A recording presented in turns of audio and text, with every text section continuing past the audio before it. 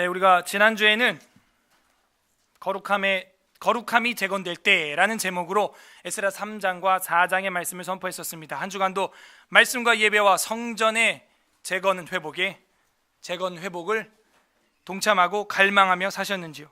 오늘은 판벽한 집에 거주하는 것이 옳으냐라는 제목으로 학개서 서론과 1장을 선포하도록 하겠습니다. 다 함께 따라하겠습니다.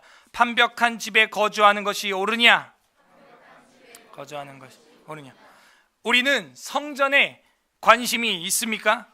오늘날은 성전이라고 하는 구약의 개념은 사실은 존재하지 않죠. 하지만 하나님이 임재하는 장소가 구약의 성전이라는 점을 볼 때 오늘날도 그 정신과 교훈은 확실하게 신학적으로 동일하다고 할 수 있습니다.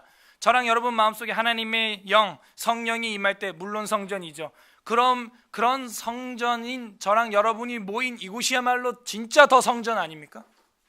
그래서 우리가 이 예배당을 바라보는 개념이 두 가지가 다 건강하게 우로나 좌로 치우치지 않고 가지고 있어야 한다라는 생각을 하게 됩니다. 그러므로 오늘날 성전은 영과 진리로 예배하는 장소일 것입니다. 바울의 교회론에서도 우리가 함께 지어져가는 성전이라고 이야기를 했었죠.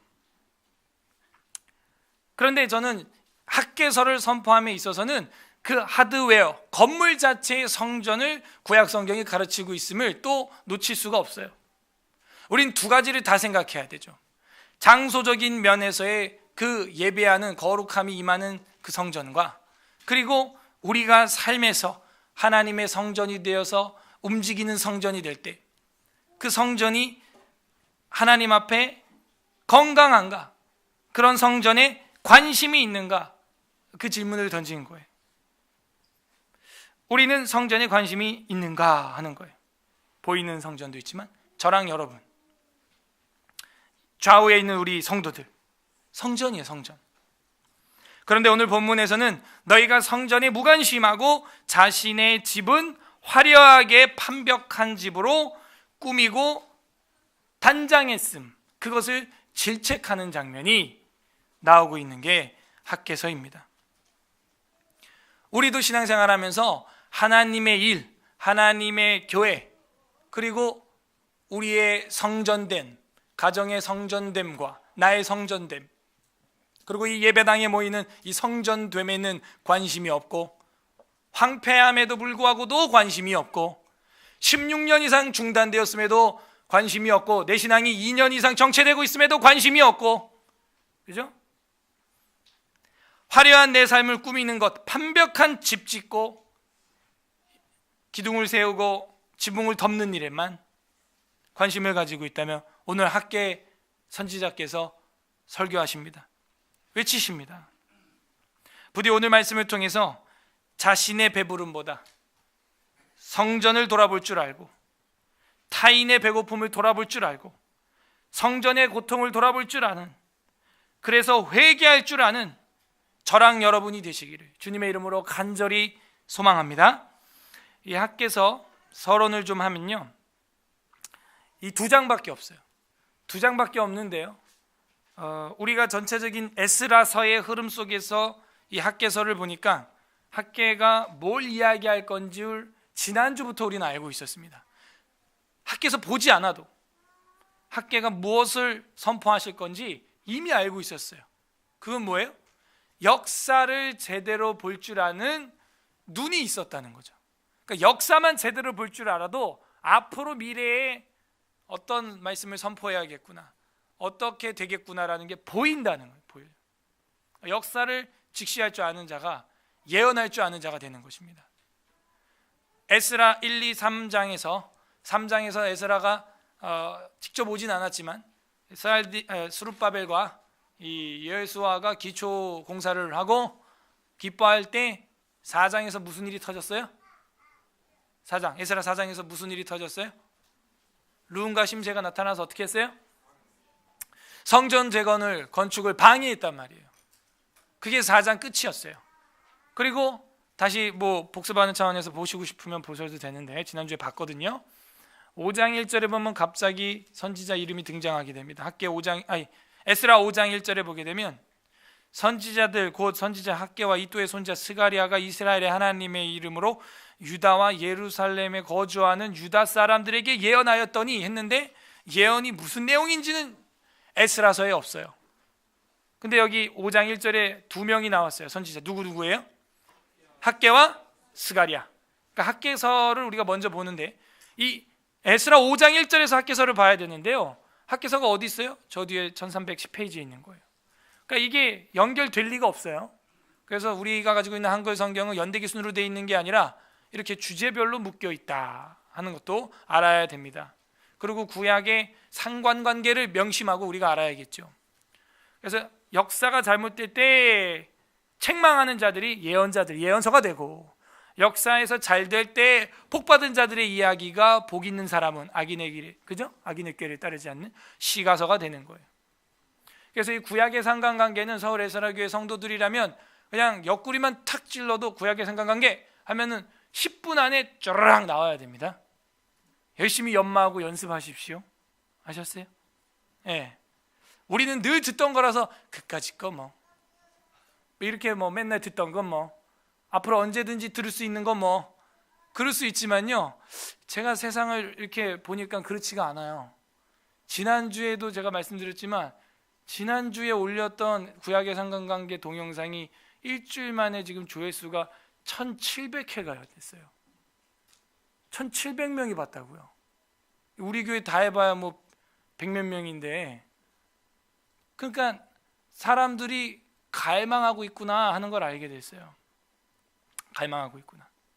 성경을 정말 들어보고 싶어 하는구나. 예. 10분 만에 끝내는 구약의 상관관계. 제목도 혹하게 만들어가지고, 예. 우리 한국 사람들의 그 심리가 있잖아요. 뭐든지 그냥 빨리 딱 끝냈으면 좋겠다 하는. 엄청나게 퍼다 나르고 지금도 막 계속 보고 막 엄청나요. 제가 볼 때 한 달 안에 아마 그게 한 5,000회 이상은 될 겁니다. 근데 저는 그냥 죄송하지만은 그렇게 막 진땀 흘려서 이렇게 만든 영상은 아니거든요. 그럼에도 불구하고 사람들은 목이 마른 거예요. 홍수가 났는데 마실 물이 없던 거죠. 그렇다고 거기다가 뭐 우리 교회 오세요 뭐 이런 글을 쓰거나 그런 거 없거든요. 그냥 깔끔하게 구약은 이렇게 돼 있다 하고 딱 끝냈어요.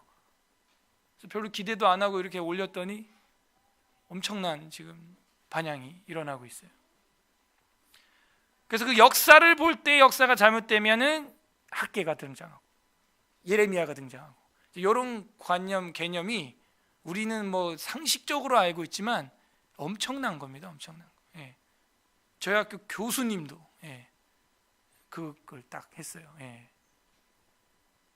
그래서 우리가 학개서를 사실은 안 봐도 이제 내용을 알아요. 4장에서 성전 건축이 멈췄기 때문에 학개가 할 말은 다른 게 없어요. 성전을 건축하라 이거죠. 이게 이제 누가복음의 누가 선생님의 성경 해석법 중에 하나입니다. 누가복음 1장 한번 보시죠.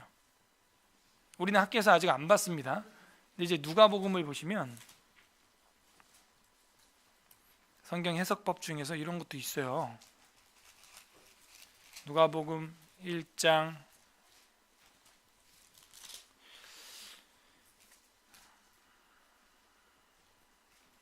3절 다 같이 읽어보세요. 누가복음 1장 3절 시작. 그 모든 일을 근원부터 자세히 미루어 살핀 나도 데오빌로 각하에게 차례대로 써보내는 것이 좋은 줄 알았나. 그죠? 여기서 모든 것을 근원부터 아르케 in the beginning 베르시트 근원부터 처음부터 태초부터 창세기부터 자세히 공부하는데 또 어떤 면은 미루어 살펴보기도 했다 하는 거예요. 예. 그러니까 퍼즐 99개를 다 맞췄는데 마지막 100번째 퍼즐이 뭔지 모르겠어요. 근데 99개를 맞춰보니까 여기는 퍼즐에 눈이다, 코다, 뭐 자동차 바퀴가 퍼즐에 이게 비어있다, 이게 딱 보이는 거예요. 그리고 그걸 차례대로 데오빌로 각하한테 써보내는 것이 좋은 줄 알았다는 거죠. 성경은 이렇게 봐야 되는 거예요. 차례대로. 그래서 우리가 지금 차례대로 보느라고 에스라 4장 보다가 학개서 1장으로 온 거죠. 그러니까 에스라 4장보다 5장 보는 게 차례가 아니에요. 4장보다 5장 보면은 차례대로 안 본 거예요. 이것도 처음 듣죠, 이런 말은. 역발상이니까. 아니 목사님, 에스라 1, 2, 3, 4, 5장이죠. 아니요, 에스라 1, 2, 3, 4 학계 1장입니다. 그래서 우리가 오늘 차례대로 보는 겁니다. 학계와 스가랴가 예언했다. 예언한 내용을 봐야죠. 그래서 이제 학계 1장에 왔는데요, 이 학계라고 하는 뜻은 페스티벌, 잔치, 축제 이런 뜻이에요. 지금 상황이 잔치하고 축제할 상황이 아니죠. 굉장히 심각하고 15년에서 길게는 어떤 학자들은 17년 동안 성전 건축이 중단된 걸로 보고 있는데, 잔치할 분위기입니까 지금? 질책을 하고 징계를 하고 책망을 하고, 분노하고 일으켜도 지금 들똥말똥한 상황인데, 그래서 아마도 이 선지자 학계가 초막절이나 유대인 절기에 태어난 사람이 아니냐, 그렇게 추측을 하죠. 그래서 그 부모가 학계가 태어났을 때 이름을 학계라고 지은 거예요. 근데 그 말이 저는 이해가 돼요. 그 아비의 심정, 상태에 따라 아이의 이름이 결정되기도 합니다. 전형적인 케이스가 저희 집 넷째예요. 다른 아이들은 어떻게 하면 더 이렇게 뭐라 그럴까, 성경적으로도 멋지게 뭐 이렇게 지어볼까, 뭐 이런 생각을 많이 했는데, 제가 부친을 먼저 천국에 보내고 12월에, 그리고 그 다음 달에 넷째가 태어난 거예요. 얼마나 안타까워요. 집사람도 정말 많이 울었어요. 아버님, 애들이 너무 좋아했거든. 얼마나 좋아했으면 거실 벽 전체를 애들 사진으로 도배해놓고 혼자 아침에 일어나면 그 사진 보고 애들이랑 대화하고 인사하고 그러셨거든요. 누구야, 잘 잤냐? 막 이러면서. 그런데 한 달만 있으면 넷째도 보면 더 좋아하실 텐데, 그걸 못 보시니까 그게 너무 안타까워서 그 만삭의 몸으로 장례식장에서 막 펑펑 울더라고요. 아버님, 한 달만 더 사셨으면 넷째도 보실 텐데, 막 이러면서. 그래서 내가 집에 가라고, 집에 갔어요. 그래서 넷째 이름을 아라라고 했는데, 이제 히브리어로 이거는 여행자라는 뜻이죠. 인생이 여행이구나. 뭐 별게 없는 거예요. 잠시 왔다 그냥 가는 거죠. 그래서 그 넷째 아이 이름을 이제 아라라고 한 거예요. 그랬더니 셋째 아이가 내가 알아 막 이러더라고요. 그래서 그 이름은 그건 아닌데, 이건 히브리어예요. 아라 하는 것은. 그래요. 그 아라라는 사람이 에스라 2장에 나왔었잖아요. 기억나시죠? 기억나시죠? 그래서 인생은 나그네, 인생은 이 여행이구나, 잠깐 있다 가는 거구나. 그래서 이런 국가 지금 정세 속에서 학계라는 자가 어울리는가, 과연 선지자로 활동하는 것이. 잔치, 축제, 지금 바벨론 포로 갔다 와서 잘해보세 민족 중흥의 역사적 사명감을 띠고 이 땅에 돌아온 자들이 15년 동안 건축이 멈춰 있는데, 여러분 건물 올리다가 15년 동안 이게 중단됐다고 생각해봐요. 썩어 나겠죠, 건물이. 그냥 비가 오면 뭐 동네 개들이 와서 똥 오줌 싸고 고양이들의 처소가 되고, 또 비행 청소년들 와서 또 본드하고 가스 불고, 막 뻔한 거 아닙니까? 그 비행의 온상지가 될 텐데요. 그 분위기에선 잔치라고 할 수는 없죠, 사실. 그런데 두 가지 의미가 있지 않겠나라는 생각을 하게 돼요. 이 학계 선지자가 태어난 시즌이 그런 잔치일 때도 있지만, 결국에는 이 선지자를 통해서 진짜 성전 재건이 다시 재시동이 걸리잖아요. 부르릉 하고.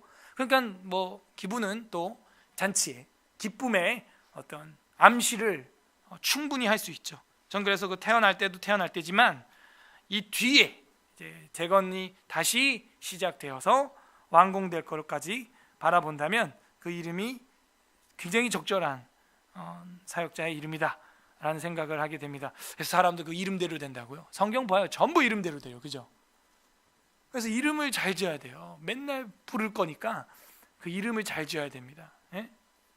이름을 갖다가 끝점이 뭐 넌 마지막이야 이제 뭐 한다든지, 뭐 이름이 뭐 아주 무서운 이름도 많더라고요. 이상한 이름도. 그런 건 개명하는 게 좋고요.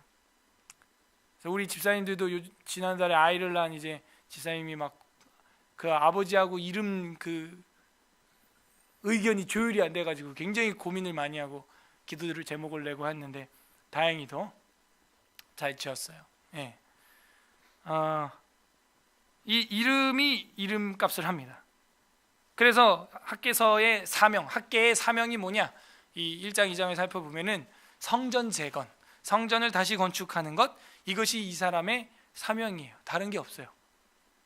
그래서 책망하고 회개를 촉구합니다. 연대는 약 BC 한 520년 경에 이 사건이 있었다라고 보고 있고요. 이 단락은 4개의 단락으로 구성되어 있습니다. 1장 1절에 여호와의 말씀이 선지자 학개에게 임한다. 요 말 있죠. 요 말이 한 단락으로 보면 돼요. 그래서 2장 1절에도 그게 있고 2장 10절에도 보면은 다리오 왕 제2년 9째 달에 이제 시간이 나오고 24일에 여호와의 말씀이 선지자 학개에게 임하니라. 그죠? 이게 세 번째 단락이고, 그다음에 20절에 가면은 그 달 24일에 다른 날짜죠. 여호와의 말씀이 다시 학개에게 임하니라. 네 번째 단락이 됩니다. 그래서 우리가 이런 시간차를 보면서 학개가 이렇게 4번에 거쳐서 하나님의 계시를 받았구나라는 걸 알게 됐어요. 그리고 이 안에는 어떤 교훈들이 있냐면 교회를 위한 유익한 교훈들이 굉장히 많이 담겨 있어요. 구약 성경이지만요, 우리 신약의 교회가 구약 성경에 연결돼서 개척되고 발생한 거고 설립되고 창립된 거기 때문에 이 구약의 교회론을 거기서도 에클레시아, 커뮤니티라고 하죠. 그 교제를 볼 수가 있습니다. 어떠했는가를. 그래서 이 학개서의 주제는 성전 재건에 대한 백성들의 무관심과 하나님의 임재를 열망하지 않는 성전 재건 중단이 아니라 신앙 재건 중단의 모습을 보여주고 있는 거예요. 하나님의 임재, 우리 교회로 하면 2018년은 무엇을 사모하는 해? 은혜를 사모하는 해. 은혜의 열망이 중단되어 있다는 거예요. 기대도 없고 기도도 안 하고 기다리지도 않아요. 3기가 빠졌죠. 기대하고 기도하고 기다려야 되는데 그게 없는 거예요. 이게 이 학개서가 보여주고 있는 지금 흐름이고요. 어떤 신학적인 의미가 있을까 살펴보면은 여호와라고 하는 하나님의 성호, 거룩한 이름이 이 짧은 책에 34번이나 나와요. 반면 룻기에는 한 번도 안 나와요. 이 두 책이 참 재미있는데요. 저는 룻기에는 한 번도 안 나오는데 여호와 하나님이 간섭하는 게 다 보여요. 우리 눈에는, 독자들이 읽으면. 그죠? 근데 이 학개서는 34번이나 등장함으로 또 여전히 적극적으로 하나님이 그들과 함께하고 있음을 보여주죠. God with us, 임마누엘, 하나님이 우리와 함께 하신다. 그걸 보여주고 있어요. 그래서 하나님의 성전 건축 중단된 그런 피폐한 상황 속에서도 하나님은 여전히 그들과 함께 있다는 거예요. 기다리고 있다는 거예요. 오히려 제가 볼 때는 하나님이 이 인간을 열망하는 것 같아요. 인간들은 하나님한테 별로 기대도 소망도 없어서 그냥 신앙생활을 하는 건지 마당만 밟는 건지 종교행위만 하는 건지 그러고 있는데, 하나님은 오히려 인간을 기대하고 있고 열망하고 있고 기다리고 있고 사모하고 있다는 거예요. 15년이나 지났는데 말이죠. 일편단심이에요. 자, 그렇게 서론은 우리가 간단하게 하고요. 1장 1절 들어가겠습니다. 분위기는 알겠죠? 굉장히 지금 피폐한, 황폐한 15년 동안, 그래서 굉장히 낙심되는 그런 심리적 상태입니다. 다리오 왕 제2년 6째 달. 자, 이게 어디랑 연결돼야 돼요? 당연히 에스라 5장이나 4장과 연결이 돼야 됩니다. 한번 맞춰보자. 한번 퍼즐을. 4장 24절 에스라 716페이지 에스라 4장 24절 다 같이 읽어보겠습니다. 시작. 이에 예루살렘의 하나님의 성전 공사가 바사왕 다리오 제2년까지 중단되니라. 다시 학개서 돌아와서 학개 1장 1절 다리오 왕 제2년 이렇게 돼 있죠. 정확히 맞아떨어지죠. 이게 순서대로 보는 거예요. 제2년 6째 달 곧 그 달 초하루에 여호와의 말씀이 선지자 학개로 말미암아 스알디엘의 아들 유다 총독 수룹바벨과 요사닥의 아들 대제사장 여호수아에게 임하니라, 이렇게 돼 있어요. 그러니까 학개를 통해서 수룹바벨과 여호수아에게 전파된 겁니다. 그러니까 이 여호수아가 에스라에 나오는 예수아입니다. 예수아, 여호수아, 예수스, 호세야, 이게 다 같은 이름이에요. 여호와께서 구원하신다라는 뜻이죠. 그래서 수룹바벨과 여호수아에게 하나님의 말씀이 임하지 않고 학개를 통해서 임하고 있다라는 걸 볼 때 이 수룹바벨과 여호수아의 역할과 학개의 역할이 분리되어 있음을 알 수가 있어요. 뭐예요? 왕, 선지자, 제사장, 딱 분리되어 있음을 보여주고 있죠. 수룹바벨은 귀족이고요, 여호수아는 제사장이죠, 대제사장. 학개는 선지자인 거예요, 선지자. 그래서 이 구약에서는 하나님의 말씀이 대체로 학개에게 임합니다. 물론 제사장 에스겔에게도 임하기도 하죠. 그러면은 제사장 겸 선지자의 역할을 하는 거겠죠. 근데 이 당시에는 학개를 쓰시는 이유가 있는 것 같아요. 이 학개는 아마도 연세가 90은 된 아주 노인 어르신이시고, 그냥 한번 호통을 바라시면 동네가 다 쩌렁쩌렁 조용해지는 그런 민족의 존귀함을 받는, 존중을 받는 그런 어르신이라는. 그래서 이런 어르신이 있으니까는 이 기강이 잡힙니다. 근데 우리나라와 교회와 가정은 어떻습니까? 이제는 어른이 없어요. 위아래도 없고요, 권위도 없고요, 아무것도 없어요.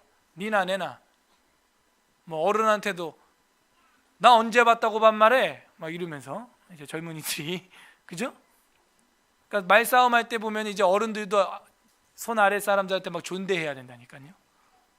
명예훼손 뭐 이러면서. 물론 존대해야겠죠. 근데 어쨌든 위아래가 없어지고, 어디 여러분 누가 한마디 하면 들을 만한 어르신이 누가 있어요? 한국 교계에. 여러분 어떤 목사님이 한마디 하면 말을 들을 거예요? 여러분이야 뭐 노 목사님 좋아하시죠. 저도 마찬가지지만. 근데 한국 교회 전체를 볼 때, 그죠? 이 어르신이 에헴 하면은 올 사람이 있어요? 쉬운 말로 이 어르신 목사님이 돌아가시면 대통령도 와서 거기서 기도할 사람이 있냐 이거예요. 우리나라에 화환 정도는 보내겠죠. 그 꽃이 가는 겁니다. 그 꽃은 뭐 다 보내요. 그런 건 다 정치적으로. 진짜 와가지고 고개 숙이고 기도할 사람이 얼마나 있나 생각해 보게 됩니다. 그래서 이 학개 선지자는 아무튼 그런 연세를 가지신 어르신이다. 보면 우리도 나중에 우리도 이런 이제 노년을 보내야겠다 생각하게 되는 거죠. 2절에 보면 만군의 여호와가 이같이 말하여 이르노라. 이 백성이 말하기를, 백성이 말합니다. 여호와의 전을 건축할 시기가 이르지 아니하였다 하느니라. 참 이 성경을 보면요, 소름 돋도록 사람 사는 이야기인 것 같아요. 진짜 예나 지금이나 이런 사람이 있어요. 하나님의 시기가 아니다, 지금 이거 하나님의 때가 아니다, 이런 말하는 사람이 2500년 전에만 있는 게 아니고요, 오늘날도 있다니까요. 그러니까 이런 거 읽으면요, 성경이 이게 어떤 무슨 픽션이나 소설이나 그런 게 아니고 진짜 살과 피를 가진 사람들의 이야기구나 라는 걸 이런 것만 봐도 알 수가 있어요. 이 성도들이 뭐라 그래요? 이거 성도인지 모르겠지만 신도겠죠. 그냥 여호와의 전을 건축할 시기가 이르지 아니하였다 한다는 거예요. 아니하였다. 이제 이런 말을 하는 사람들은 역사를 제대로 직시하지 못했기 때문입니다. 고레스 칙령 이런 걸 전혀 모르는 거죠. 그런 걸 아는 사람들은 이런 말을 할 수가 없죠. 그러니까 15년이나 흘러서 그런지 모르겠지만 역사를 몰라요. 역사를. 그러니까 우리들도요, 역사를 모르면요 실언을 할 수가 있어요. 이게 지금 2절이 전형적인 실언이에요. 여호와의 전을 건축할 시기가 이르지 아니하였다. 정말? 이미 이르고도 15년이 지난 것 같은데요. 저랑 여러분도 뭘 조심해야 될까요? 말 조심을 해야 되는 거예요. 말 조심. 이런 말을 한마디를 누가 하면요, 그게 누룩처럼 퍼져나가요, 교회. 그래서 그 한 부분이 감자, 고구마, 사과 썩듯이 한 부분이 썩어버립니다. 그럼 옆에도 또 썩고 또 버려야 되고 그런 상황이 벌어져요. 그래서 이런 불신앙의 말을 하게 돼요. 3절, 여호와의 말씀이 선지자 학개에게 임하여 이르시되 이 성전이 황폐하였거늘 너희가 이때에 판벽한 집에 거주하는 것이 옳으냐? 오늘 설교 제목이죠. 판벽한 집에 거주하는 것이 옳으냐? 이렇게 했어요. 이 말은 뭐예요? 반대로 하나님의 황폐한 성전을 빨리 재건하지 않고 너는 너네 집만 화려하게 꾸몄구나. 이 판벽하다라는 말은 히브리어로 사판이라는 말인데 화려하게 꾸며서 지붕까지 다 씌웠다 이런 얘기예요. 건축을 말이죠. 이것만 봐도 하나님의 때가 아닌 게 아니에요. 왜요? 자기들 집은 잘 짓잖아.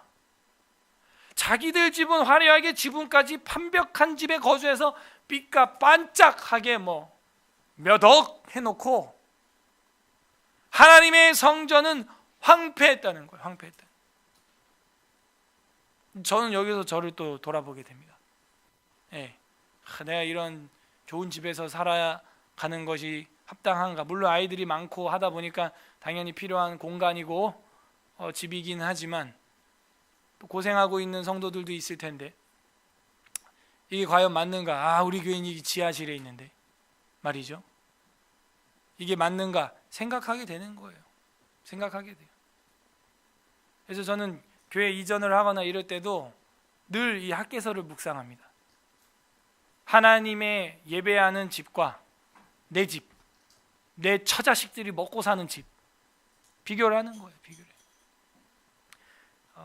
우리 지금 나오시는 분들은 안 그러시겠지만 근데 제가 이렇게 멀리서 이렇게 대체로 보면 자기들 집, 자기들 그걸 위해서는 온갖 수단과 방법을 다 사용해서 집을 세팅을 하더라고요. 대출 다 땡겨가지고 집을 세팅해요. 멋있게. 근데 교회를 위해서는요, 눈도 안 마주치려고 그래요. 교회 이사하려고 그러면 담임이라. 그때 학개를 만나야 될 겁니다. 아마 학개를. 저는 그게 너무 싫은 거예요. 집은 번지를 하는데 교회는 거지같이 해놓은 거. 너무 싫어. 제가 제일 싫어하는 게 쓰다만 거 교회 갖다 놓는 거예요. 너무 싫어 그런 거.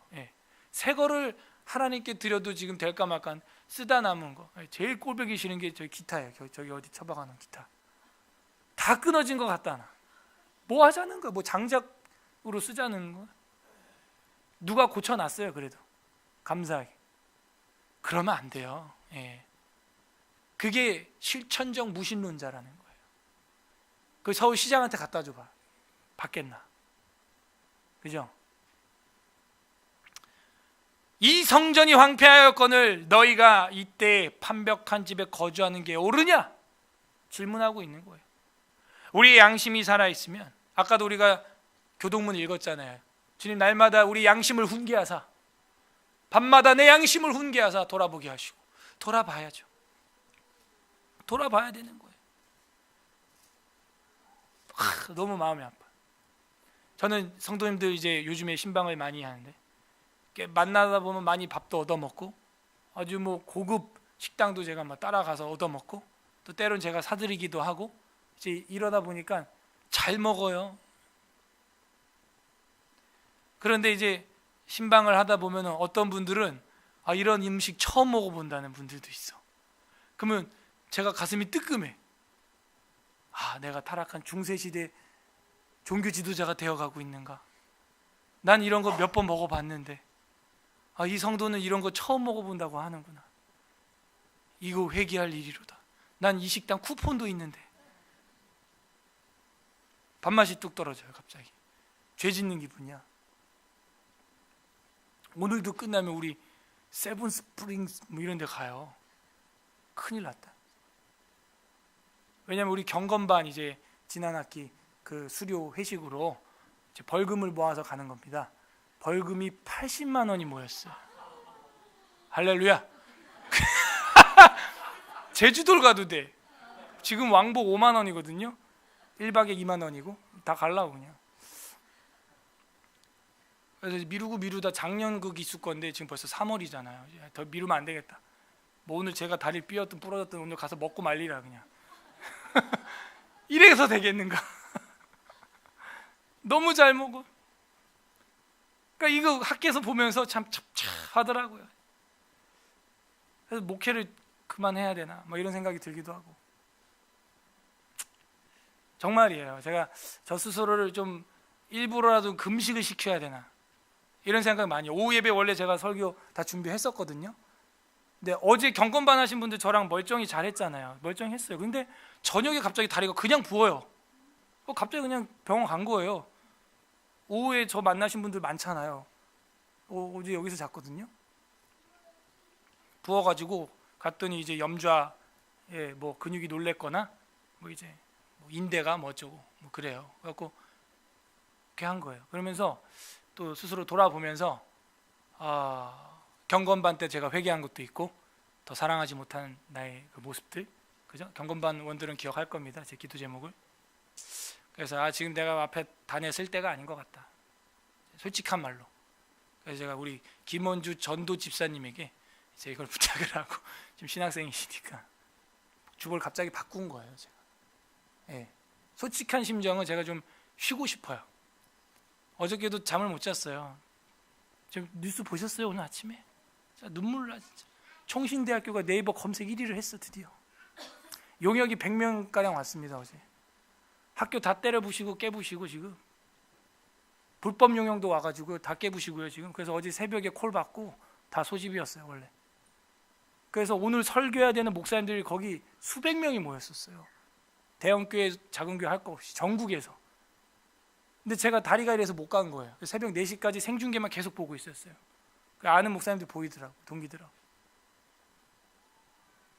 제가 다리만 어저께 안 부었으면 저 바로 가서 그 진짜 제 성격에 저도 한가닥 했을 것 같아요. 근데 그래서 안 간 이 다리 잃은 것 같기도 하고. 너무 안타깝고, 그리고 너무 그 전략이 저질스러워서 주일 전날 딱 신학생들 제일 바쁠 때, 주일을 거룩하게 준비할 때 또 다른 목사들이 용역을, 사복 용역이면 그 깡패입니다. 복장을 안 했기 때문에 쇠파이프하고 바로 들고 와가지고 학교 유리물 다 깨부수고 전산실 문을 다 뜯어버리고 들어가려고. 그 여학생들이 지키고 있는데 그게 지금 뭐 네이버 뉴스 뭐 엉망진창 됐어요. 야, 이게 기독교구나. 그래서 오늘 설교하고도 제가 매칭이 되더라고요. 자기들 이권, 자기들 그 먹고 사는 그 문제, 그다음 그 총장하고 이사장들하고 뭐 총회하고 이제 이런 거거든요. 총신대학교하고 대한예수교 장로회 총회하고. 야, 처참하더라고요 진짜. 그래가지고 교수님들도 그 새벽에 막 다 총출동하고 뭐 뉴스에 이제 또 엄청 나올 겁니다. 너무 그 방법이 너무 저질스러워. 주일 전날 자기들도 목사면서 자기들 거는 판벽하게 하기 위하여서 뭐 온갖 걸 동원을 다 하는 거예요. 세상 학교에서도 안 하는 짓을 하는 거예요, 이 신학교에서. 그러니 학생들이 가만히 있을 수 있어요? 학생회도 화가 나가지고 자기 용역을 지금 2번째 부른 거예요. 화가 나가지고 컨테이너를 들고 와가지고 학교 문을 다 막아버렸어요. 그냥 못 들어가게 정문하고 다.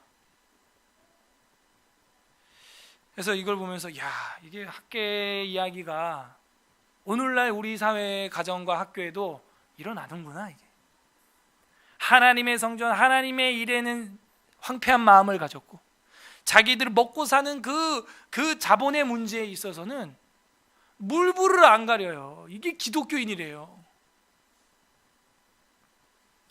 5절 다 같이 읽겠습니다. 시작. 그러므로 이제 만군의 여호와가 이같이 말하노니 너희는 너희의 행위를 살필지니라. 돌아봐야죠, 행위를. 저도 어제 많이 돌아봅니다. 봤습니다. 행위를 살피라, 이 말은 히브리어로 보니까 너희의 행위를 한번 상고해봐라, 생각을 곰곰이 해봐라, 이런 내용이에요. 지금 저랑 여러분이 하나님 앞에 하고 있는 이 신앙생활 잠시 멈추고 한번 생각을 해봐야 돼요. 우리가 이게 신앙생활을 제대로 하고 있는 건가? 아니면 나 먹고 사는 문제를 위하여 하나님을 연료로 사용하고 있는 건가 생각을 해야 됩니다. 그리고 멈춰있는 우리의 신앙, 우리의 교회 여러분들이 이제는 자기 몸을 던져야 돼요. 언제까지 내 집, 내 처자식들, 내 새끼들 먹고 사는 문제 돌봐야죠, 물론. 근데 하나님은 그렇게 말 안 해요. 마태복음에 너희는 먼저 그 나라와 그 일을 구하라. 그러면 무엇을 먹을까 입을까? 그 이방인들이 구하는 거야. 하나님의 일을 하라는 것이죠. 그리고 너희는 너희의 행위를 살펴보아라. 곰곰이 생각해봐라. 지금 이게 맞는 것 같냐, 신앙생활이. 예, 제가 정확히 우리 교회 진단할 수가 있어요. 여러분 아는 게 많아요. 하고 싶은 것도 많습니다. 신앙적으로 이렇게 신앙생활 하고 싶은 어떤 그 청사진이 있는데 지금 안 돼요, 전혀. 왠 줄 알아요? 그렇게 할 근육이 없어요. 신앙의 근육이 없어요. 왠 줄 알아요? 기도하지 않기 때문입니다. 말씀의 장작은 많은데 거기 불을 질러야 되거든요. 성령의 불이거든요. 아까 기도한 것처럼 그걸 능가할 수 있도록 우리로 하여금 성령 충만하게 하옵소서. 그러니까 성령의 충만함 말고는 그걸 우리가 행할 수 있는 그 비법이 없어요. 장작은 많이 있는데 불을 안 지피니까 타오르질 않는 거예요. 안 돼요. 계속 그 장작 그 상태예요. 장작에 버섯이 피어날 때까지. 그게 우리의 모습인 것 같아요. 성도들 편찮으신 분들이 많습니다. 제가 그렇게 얘기해도 돌아보나요, 우리가? 안 돌아봐요. 네. 문자 이거 하나요? 안 해요. 내 걸 뭐 구매하기 위해서는 온갖 인터넷 쇼핑 다 하면서 성도에게 문자 5글자를 못 가요. 안녕하세요가 안 가요. 신학은 사랑하기다. 이론은 있어요. 근데 그게 전혀 삶에서 불타지 않아요. 저부터 해서. 그럼 뭐가 문제예요? 사변적 성도죠. 사변 성도죠. 사변 신앙이죠. 이 성도들도 마찬가지입니다. 이 정도 됐으면 자기들끼리 모여서 기도를 하고 재건축을 위하여서 성전 재건을 위하여 기도하고 모이고 해야 되는데 그런 건 안 하고 뭐 했다는 거예요? 자기 집은 멋있게 꾸며놨다는 거예요. 자기 집, 자기 차, 자기 자식 새끼들 이런 거는 엄청나게 디테일하게 일을 잘한다는 거예요. 너는 너의 행위를 살필지니라. 6절 너희가 많이 뿌릴지라도 수확이 적었지 먹을지라도 많이 뿌릴지라도 수확이 적었고 적게 먹었지. 그리고 배부르지 못했지. 마실지라도 흡족하지 못했지. 입어도 따뜻하지 못했지. 일꾼의 싹을 받아도 그것이 구멍 뚫린 전대처럼 빠져나갔지. 만군의 여호와가 말한다. 너희는 자기의 행위를 살필지니라. 2번 반복됐어요. 그러니까 너네가 뭔가 지금 뭐 이렇게 잘하는 것 같은데 자꾸 삶에서 뭔가 한 마음 구석 한쪽이 허전하지. 뭔가 허하지. 그렇게 일을 하고도 허하지. 그지? 구멍 뚫린 전대 같지? 자기의 행위를 살펴봐. 왜 그런지.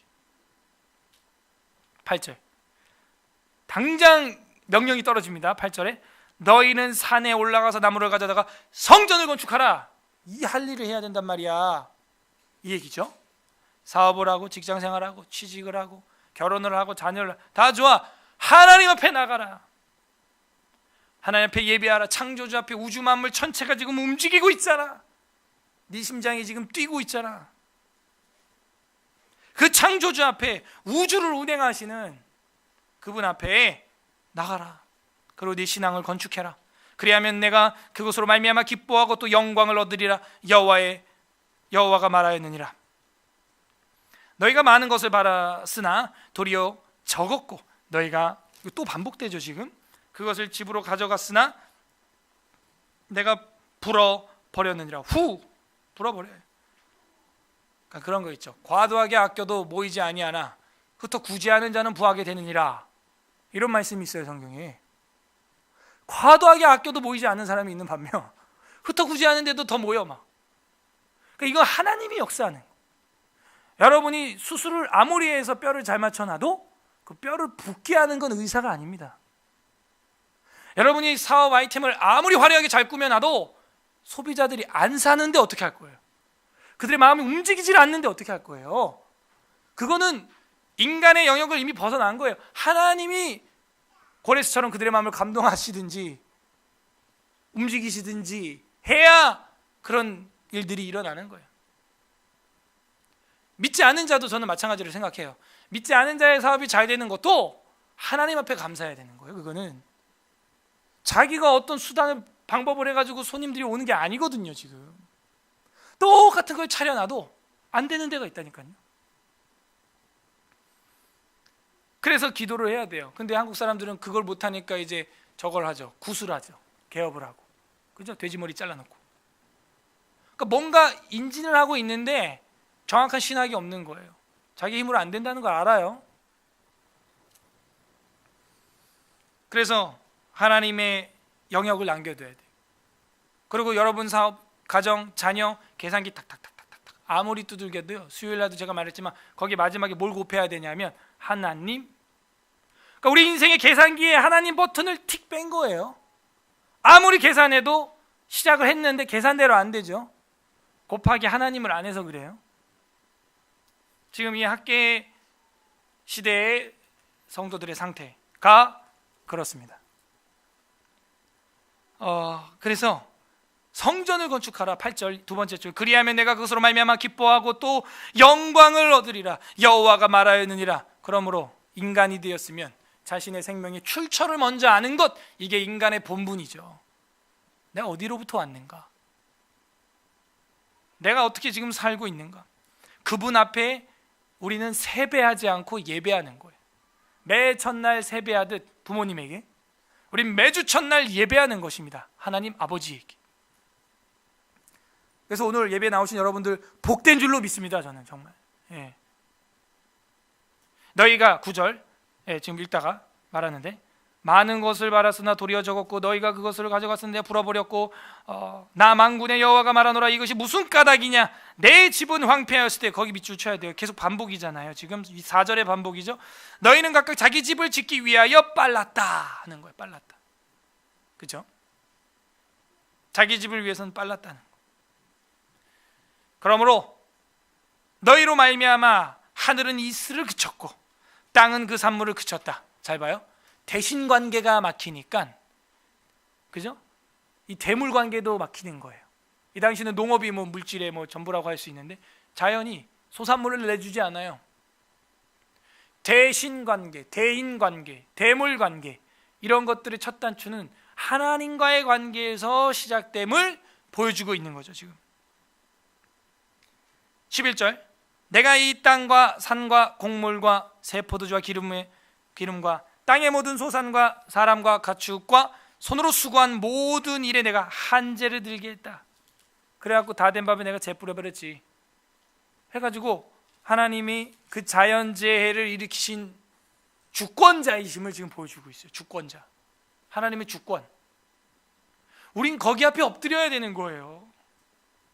재 아무리 기고 날라도 하나님이 부러뜨리면 엎드릴 수밖에 없습니다. 강단에서 내려와야 돼요. 학교가 그 모양이 되는 걸 제가 보면서 제가 하나 또 마음속에 하나님 앞에 드는 생각은, 논문? 학위? 난 때가 아닌 것 같다. 자격이 없다. 그래서 난 올해는 논문 안 한다. 제가 확신을 했어요. 제가 논문 되게 빨리 하고 싶고, 박사과정도 하고 싶은, 공부하고 싶은 마음이 큰데 그냥 어제 그거는 상황, 제 상황 이런 거 저런 거 보면서 최대한 강단에도 안 서는 게 좋겠고, 모르겠어요. 7년째 돼서 그래서 제 마음에 이런 마음이 드는지 좀 쉬면서 좀 스스로를 돌아보고 좀 그랬으면 좋겠다. 저희 집사람한테도 제가 그렇게 얘기했어요. 사실은.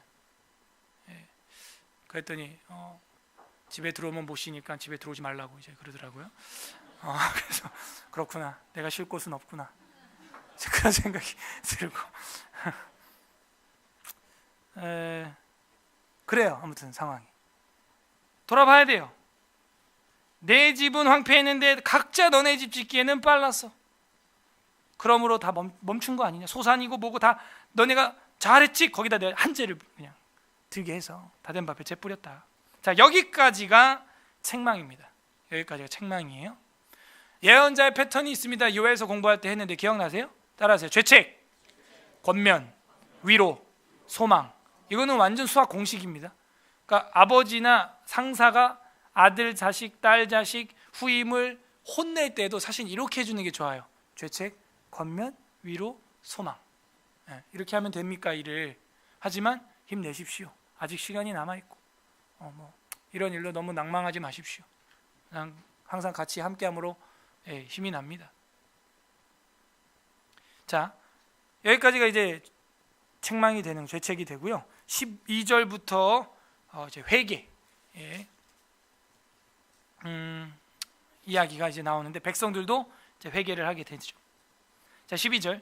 스알디엘의 아들 스룹바벨과 요사닥의 아들 대제사장 여호수아와 남은 모든 백성이 그들의 하나님 여호와의 목소리와 선지자 학개의 말을 들었습니다. 이는 그들의 하나님 여호와께서 그를 보내셨음이라.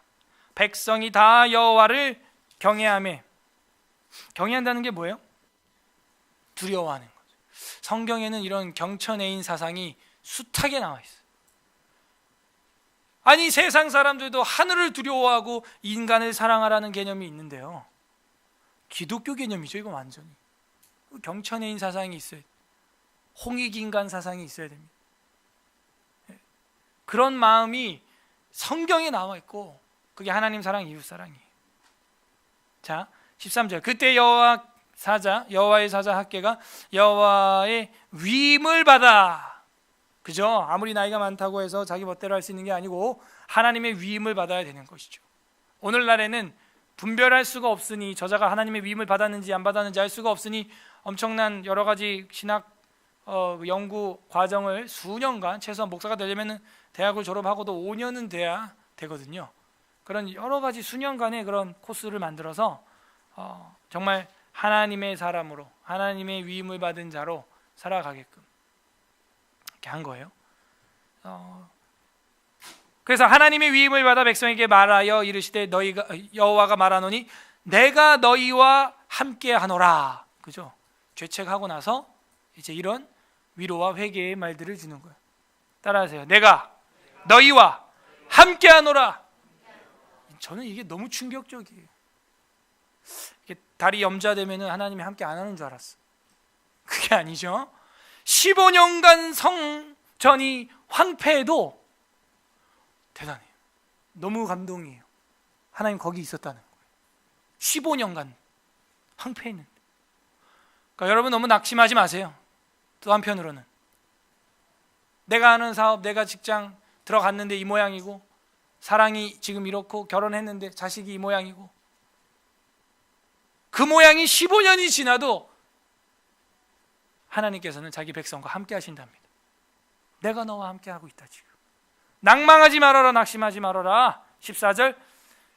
여호와께서 스알디엘의 아들 유다 총독 스룹바벨의 마음과 마음, 요사닥의 아들 대제사장 여호수아의 마음과 마음, 남은 모든 백성의 마음을 감동시키심에, 우르, 히브리어로 에스라 1장에서 이 우르가 뭐라 그랬어요? 흔들어 깨우다, 자각시키다, 마음을 흔들어서 휘저어서 깨워놓는 거예요. 고레스의 마음을 감동하사 포로 해방 칙령을 쓰게 했죠, 그 왕이. 근데 지금 여기는 스룹바벨과 요수아와 백성, 모든 백성의 마음을 하나님이 이제는 흔들어서, 누굴 통하여? 위임받은 학개를 통하여 그 마음을 흔들어 깨웠다는 거예요. 그들이 와서 만군의 여호와 그들의 하나님의 전 공사를 하였으니, 할렐루야, 하였으니. 지금 이렇게 말씀이 선포될 때 저랑 여러분 마음이 휘저었듯 흔들려야 되는 거예요. 우르, 감동돼야 되는 거예요. 아, 지금 이러라고 나를 여기 지금 보내셨나 보다. 그런 마음이 들거들랑 거기에 경배해야죠. 엎드려야죠. 저는 여러분 사정 다 몰라요. 하나님께서 위임하사 하나님의 말씀을 전하게 하였으니 내가 너와 함께한다. 지금 내 사랑하는 딸아, 아들아, 지금 15년 동안 꺾여 있냐? 내가 그런 황폐한 가정, 황폐한 직장, 황폐한 신앙, 황폐한 내 지금 상태, 황폐한 연애, 황폐한 사랑, 황폐한 지금 그런 학업 상황에서도 하나님이 함께 한다는 거예요. 이게 하나님의 주권이에요. 그래서 마음을 감동시켜서 하나님의 전 공사를 다시 하게 하였다는 거예요. 15절 다 같이 있습니다. 시작. 그때는 다리오 왕 제2년 여섯째 달 24일이야. 자, 그러면 앞에 1절에서 다리오 왕 제2년 여섯째 달 그 달 초하루 1일이었는데 지금 끝날 때를 보니까는 여섯째 달 24일이에요. 그러니까 24일 만에 이러한 엄청난 회개와 각성이 이제 일어나서 성전 재건의 시작이 된 거죠. 한 달가량 있었습니다. 그러니까 우리도 에스라 학계 지금 이게 뭐 금방금방 지나가잖아요. 한 몇 달, 한두 달 하면 끝날 그런 얇은 책들인데요. 그때 우리가 지금 재건 세팅을 해야 돼요. 신앙 재건. 이걸 안 하면 영적 근육이 이제 다 사그라들고 우리 인생에 하나님의 계산기 버튼은 빠져 있는 거예요. 정리해 보겠습니다. 학계 선지자는 민족 중흥의 어르신이었어요. 하지만 자기 멋대로 예언하지 아니했고 하나님의 말씀을 들어서 하나님의 위임을 받아서 대제사장 여호수아와 스알디엘의 아들 총독 스룹바벨에게 먼저 선포하셨고 그 다음 백성들에게 선포했습니다. 그리고 황폐한 성전을 놔두고 자기 집만 판벽한 집으로 만든 사람들에게 단호하게 책망하셨어요. 이건 잘못된 거다. 너희 행위를 살필지니라. 너희가 많이 뿌렸으나 적게 먹었지 않느냐. 구멍 뚫린 전대를 넣음같이 되지 않았느냐 책망하셨어요. 저희는 돌아봐야 하는 거예요. 우리는 하나님의 것을 황폐하게 내버려두고 신앙생활, 저랑 여러분은 함께 지어져가는 성전인데도 내버려두고 신앙생활은 황폐하게 두고 먹고 사는 문제에는 혈안이 돼서 판벽한 집을 거주하는데 살아가지 않았는가 돌아봐야 됩니다. 그러면 하나님 말씀하십니다. 내가 너희와 함께한다. 힘을 내라. 그리고 우리의 마음을 계속해서 흔들어 깨우셔서 우르 감동시키셔서 24일 만에 다시 일어서게 하시는 것입니다.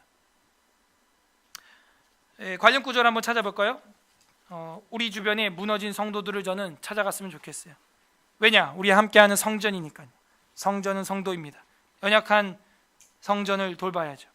잠언 11장 25절 잠언 구약성경 이제 찾아보고 정리하고 마치겠습니다.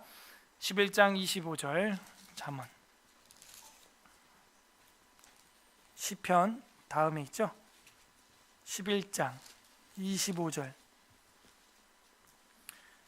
922페이지입니다. 922페이지 잠언 11장 25절 11장 25 다같이 읽습니다. 시작. 구제를 좋아하는 자는 풍족하여질 것이 남을 윤택하게 하는 자는 자기도 윤택하리라. 예. 자, 하나님이 원하는 건 이런 거예요. 지금 너네 교회를 봐라. 서울 에스라 교회 성도들의 상태 지금 황폐한 자들이 있지 않느냐. 그런데 너는 너 지금 판벽한 너 개인의 그거 집 세우느라고 지금 고생한다. 구제를 좋아하는 자는 풍족하여질 것이고 남을 윤택하게 하는 너가 윤택해질 거 아니냐. 14장 31절 뒤로 넘어가 보겠습니다. 14장 31절 시작. 가난한 사람을 학대하는 자는 그를 지으신 이를 멸시하는 자요 궁핍한 사람을 불쌍히 여기는 자는 주를 공경하는 자니라. 늘 약한 자들을 돌아보라. 잠언 19장 17절 잠언 19장 17절 한번 보겠습니다. 19장 17절 932페이지 시작. 가난한 자를 불쌍히 여기는 것은 여호와께 꾸어드리는 것이니 그의 선행을 그에게 갚아주시니. 그러니까 여러분 고리대금업 할 수만 있으면 하고 싶은 사람도 있을 수 있어요. 100만 원 빌려주고 막 20% 이자 받고 그런 거 말고요. 기독교인들은 가난한 자를 불쌍히 여기는 것이 여호와 하나님에게 꾸어드리는 것이래요. 하나님이 갚아준대요. 얼마나 우리는 꾸어주고 있습니까? 주고 있어요?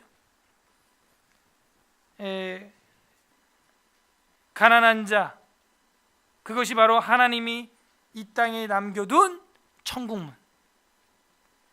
잠언 28장 27절 28장 27절 마지막으로 보겠습니다. 잠언 28장 27절 시작. 가난한 자를 구제하는 자는 궁핍하지 아니하려니와 못 본 채 하는 자에게는 저주가 크리라.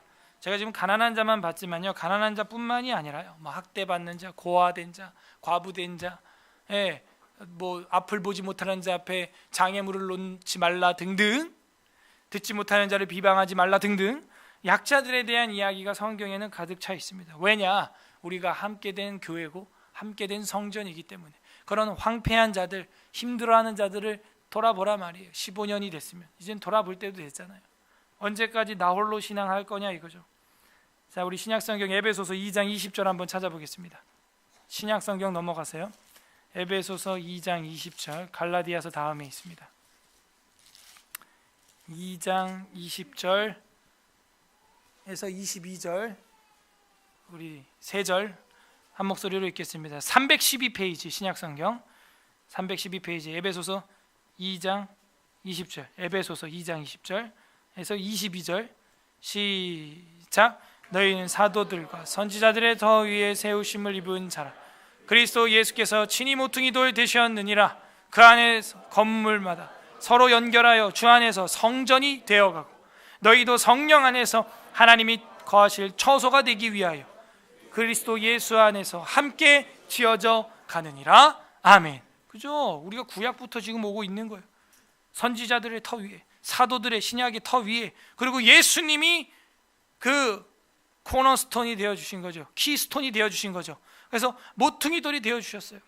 그래서 그 안에서 우리가 이제 건물이고 서로 연합해 주면서 주 안에서 성전이 되어가고, 왜? 성령 안에서 하나님이 거하실 처소가 되기 위해서. 성령. 아까도 제가 말씀드렸지만 우리가 장작만 쌓아놓고 부르짖히지 못하고 하고 싶은 신앙의 욕망은 있는데 그걸 이루지 못하는 이유는 지금 우리가 예수를 믿음으로 말미암아 성령으로 도장은 찍혔는데, 성령으로 도장 찍혀서 성령 세례 받고 구원받은 것과 성령의 충만은 다른 문제예요. 내가 무다. 무. 여러분도 무입니다.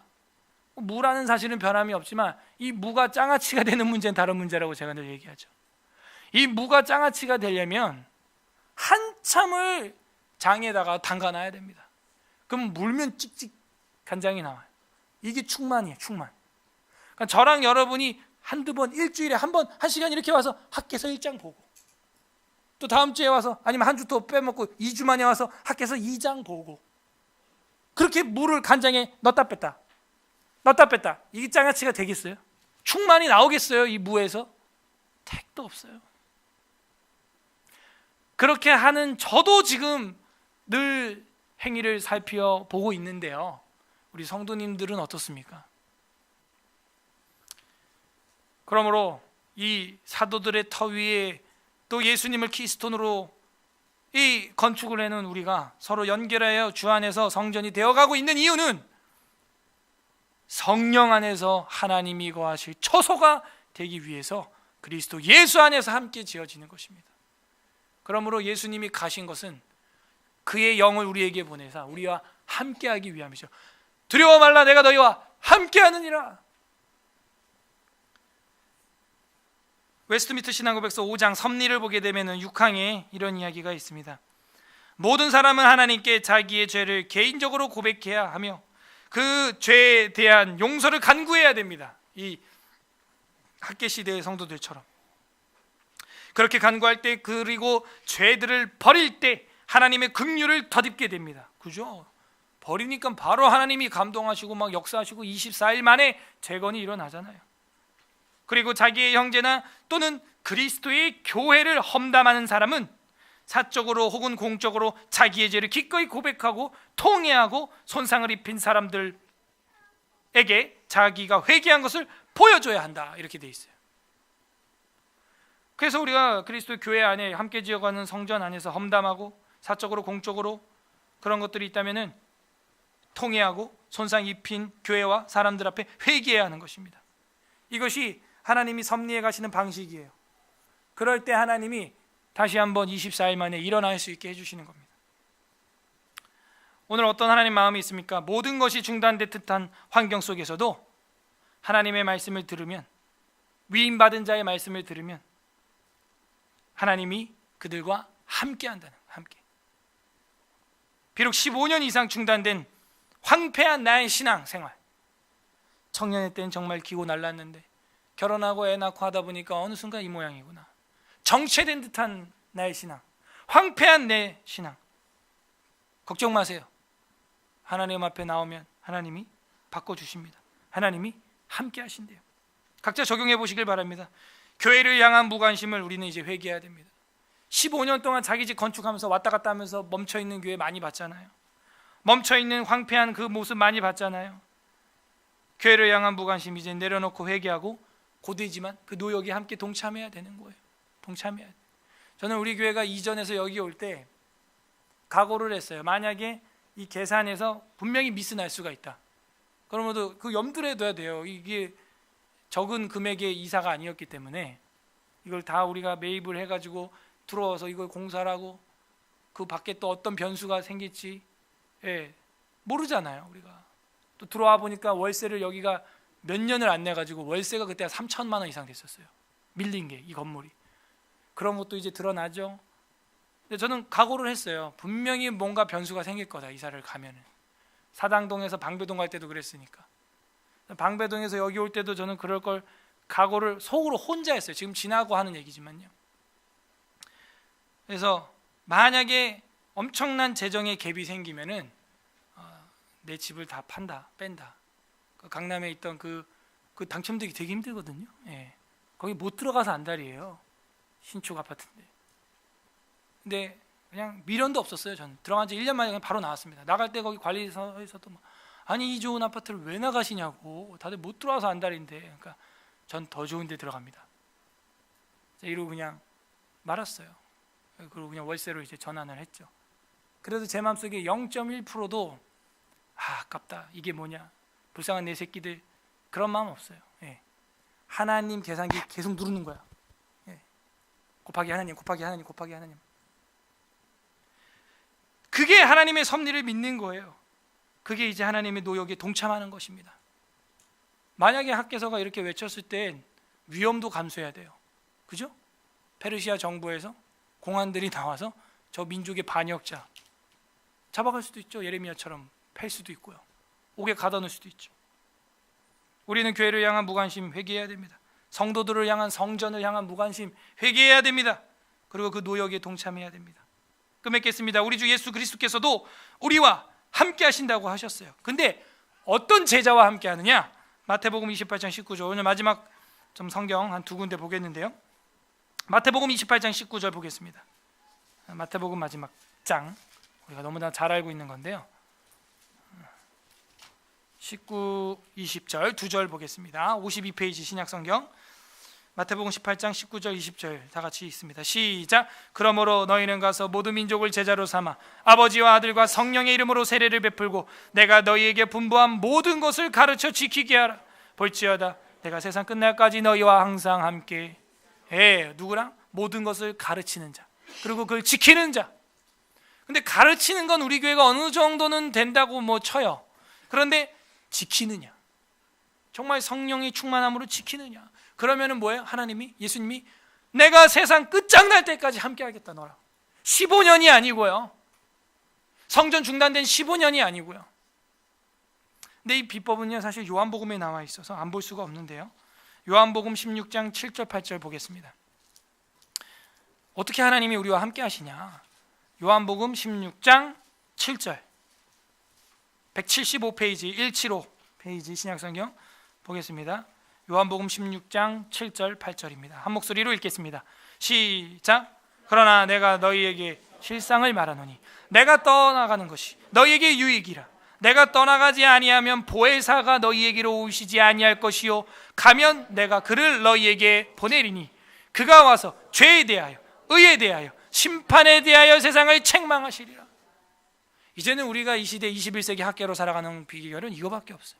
예수님이 여러분 옆에 앉아있지 않잖아요. 지금 베드로 옆에, 요한 옆에 계셨었어요. 근데 이제 육체적으로 가셨기 때문에 오히려 가는 게 나을 수도 있어요. 육체적으로 계시면 그들 몇 명과만 함께 하시죠. 근데 가시고 나서 뭐예요? 보혜사, 파라클레이토스라고 하는 보혜사, 성령을 보내주셔요. 보혜사라는 뜻은 뭐예요? 카운슬러. 우리를 늘 상담해 주시고 돌봐주시고 안아주시고 우리를 인도하시는 분, 상담사 같은 분. 그분이 우리를 인도하셔서 뭘 깨닫게 한다는 겁니까? 그죠? 죄에 대하여, 의에 대하여, 심판에 대하여 세상을 책망케 한다. 내가 먼저 책망을 받겠죠. 설교를 준비하면서 제가 먼저 저를 돌이켜 본 것처럼. 그래서 세상 끝날 때까지 하나님이 우리와 함께 할 수 있는 것, 가르쳐 지키게 할 수 있는 것, 가르쳐는 되는데 지키게가 안 된단 말이에요. 어떻게 해야 돼요? 성령을 받아야 되는. 성령 받으려면 어떻게 했어요? 누가복음 마지막에 이 성읍을 떠나지 말라, 내가 보내주는 그 영이 임할 때까지. 모여서 그들이 뭐예요? 함께 나누고 기도하고 말씀에 창념하고, 그러다가 마가다락방에 이제 오순절 성령 충만의 역사가 일어나는 것입니다. 부디 판벽한 집이 아닌 황폐한 교회와 성도를 돌봄으로, 아픈 자를 위로해주고 사랑함으로, 낙심한 자들에게 힘을 주는 우리 서울 에스라교회 성도님들 되시기를 주님의 이름으로 간절히 소망합니다. 그래서 우리의 신앙 재건을 함께 지어져가는 성전으로, 성령이 충만하게 임하시는 성전으로 이뤄가길 바랍니다. 우리는 성전에 관심이 있습니까?